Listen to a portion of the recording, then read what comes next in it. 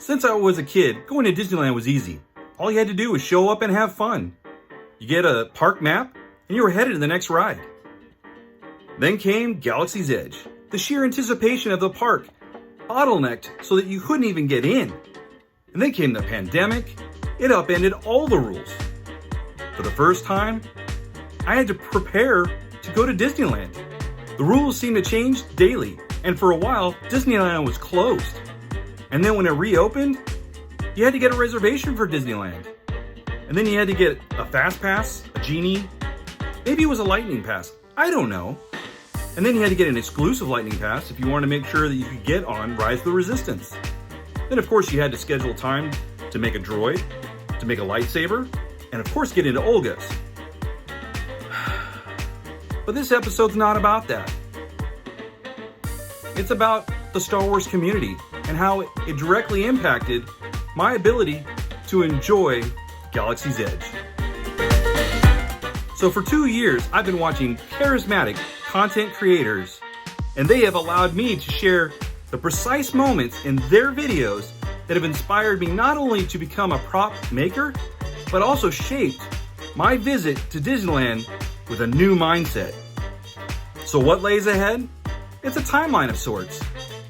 It's who inspired me, what inspired me, and my actual first-time experience in Galaxy's Edge. Okay, so in Disney's Galaxy's Edge, you can actually use the Disney Play app to interact with the Star Wars Galaxy environment. That means that you can do things from hacking control panels to translating Arabic text that's everywhere, and so on. Now, I've seen that people have actually taken their phone cases or tablet cases and completely modified them to make them fit within the Star Wars universe while they're at Galaxy's Edge. And that's what my future self wants us to build today. Wow, I didn't even think about this. I want to make one. I'm curious, have any of you tried to build a data pad? Did you use a phone or a tablet case? If you have, please post that on social media. Challenge accepted. Anyway, let's get a case and let's get started on this project. Oh, hold on. Where's my tank kit? Now, I thought this was the perfect opportunity to spend some quality time with my son. So we're both going to make some cases. Now, a little while ago, I was watching Adam Savage on Tested, and he was talking about something that I really haven't seen covered anywhere else until now. The episode we watched, he was talking about kind of the philosophy of the Star Wars ships, where he went into great detail on how to make the cuts, where the cuts should be, how often you should put greeblies and in where, so that you can get that authentic Star Wars look. And it seems like tank models are the definitive greebly of choice when making Star Wars ships. So for the design choice, I'm going for a low profile so it fits in my pocket really easy. And I really like the Tatooine motif, kind of that Jawa color and a few greeblies on the side to kind of look like they're stolen items from the Jawas. My son went for a more dark and sinister look, and I think he crushed it.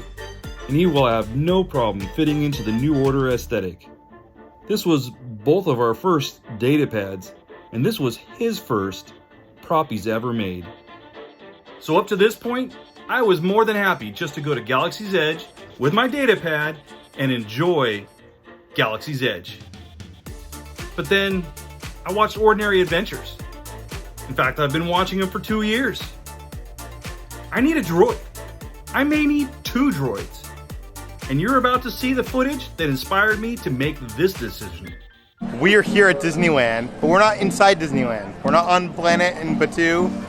We're going to the picnic area. We're going there to be part of the Mubo's Droid Builders Meetup. This is a group that's on Facebook. They get together and they customize their droids that they build in Droid Depot. We've met some of them around Batuu in the past, and we were invited to go check it out. So come with us on this adventure.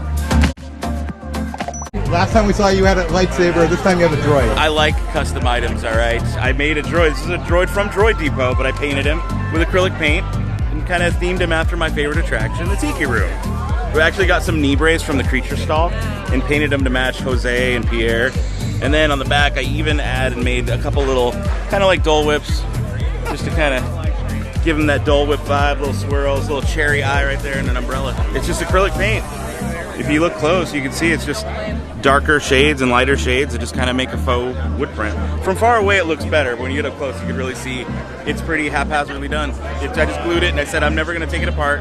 It's just going to always stay like that. Put this group together? I did last July, actually. I did it through Facebook first, and also started an Instagram account, Mubo's Droid Builders Club, because I figured I wanted to paint mine, customize it, and I knew at least a handful of other people would be doing the same. And every other day, someone comes up with a new cool concept that keeps topping it. We had a pizza party or Pizza Planet droid, Pixar ball droids, and it's just cool to see that creativity from everybody. And yes, within seconds of finishing that video, I joined that Facebook group. I can't wait to modify my own droid. And did you see Dan's droid, Rongo? I am a huge fan of the Tiki Room. It's been my favorite attraction in Disneyland for as far back as I can remember. And when I modify my extra droid that I'm gonna buy, yeah, let's just call him Tangaroa. That should give you a little bit of a hint the direction I'm going. On this trip, I went with my dad. We love spending time together. And I guess there's only one thing to do right now. Let's go make some droids.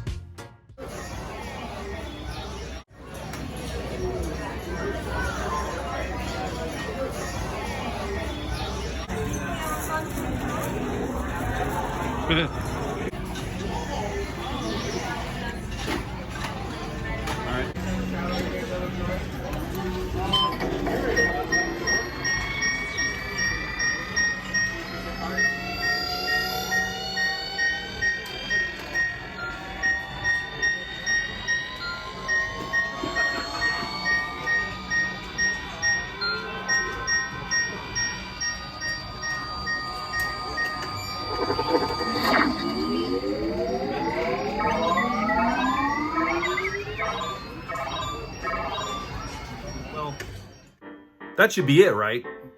I've got a data pad, I'm gonna get some droids, I'm gonna see Galaxies Edge, which I've wanted to do for a few years. What more could there possibly be? Wait, what, Dan? What? I guess there's more. Let's talk about it. Hey everybody, welcome to the Dano channel. I am Dano, and today we are going to be taking a look at all of the new information that came out regarding the Build Your Own lightsabers from Savi's workshop in Galaxy's Edge. If you don't know me or my channel, just a quick little overview. I'm the Star Wars guy and Disney parks. This is like my heaven. So hit the subscribe, do the notification thing if you're new. Just do yourself a favor, all right? So this is the first picture we were given. This shows up about a month ago, early March, I think maybe even late February. There was a press event where Disney put this out. They said Savi's workshop has hand-built lightsabers. Each build will begin with a personal connection to a kyber crystal used to ignite the custom lightsaber. So we've seen this. All right, I'm psyched. I have to get a lightsaber. Not just because I want to get a lightsaber. I want that experience. Just like with the droids, I want to be able to customize it. I want to build a shadow box for the lightsaber and display it. And here's a little glimpse of my experience in Savi's workshop. Two very serious mistakes. I'm sorry, sir. Oh no. I want all units searching this outpost. You moved, but you made it. So look around. Take in the workshop.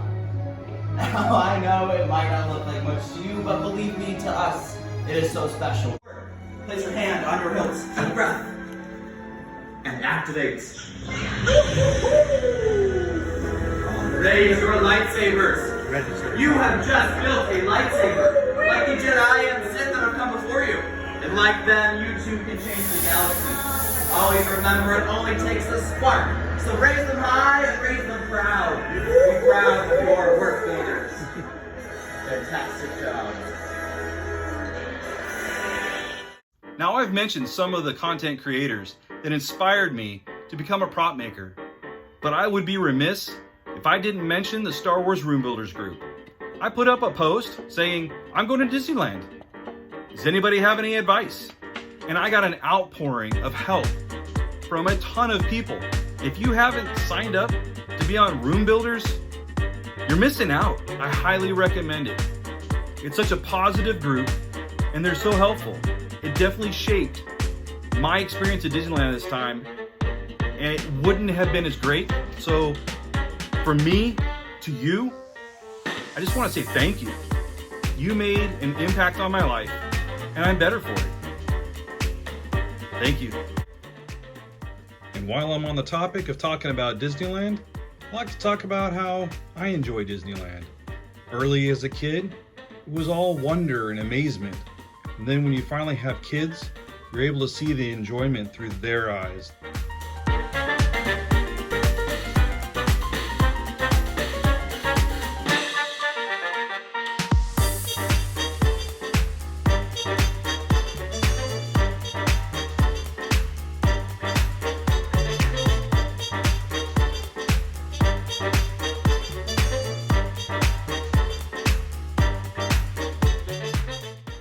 We've always loved Disneyland, but a lot of this, it all came from my grandparents. We've always been kind of a Disneyland family, and they just recently passed. I'm gonna miss them a lot, but they'll never be forgotten.